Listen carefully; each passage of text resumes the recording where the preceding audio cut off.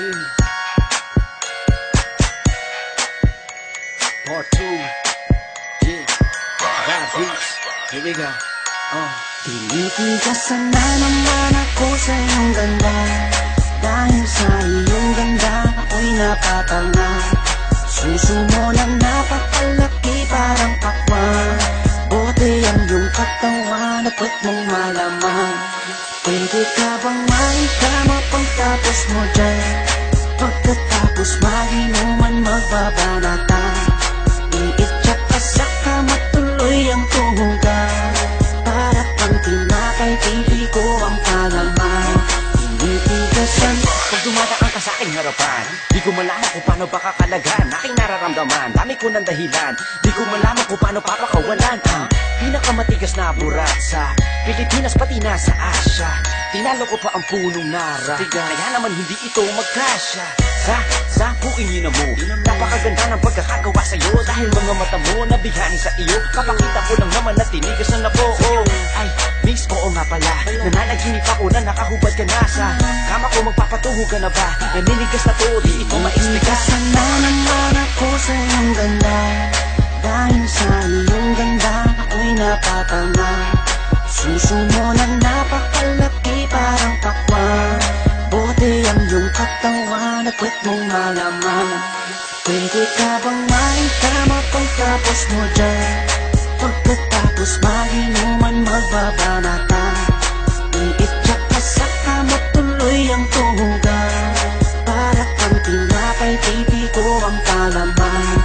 Tinitigasan Yan ang gusto ko sa Pilipina. Napapadala ako sa mga ngiti niya, sa mga binti niya, napakaputi niya, na parang artista, sana magpatira. Mamaya pag wala nang ginagawa, pagpapakatrina, halili ka ba mamaya? Sige, sayaw ka muna, basta huwag ka mahiya. Sanay ka na siguro kahit di nakahiga.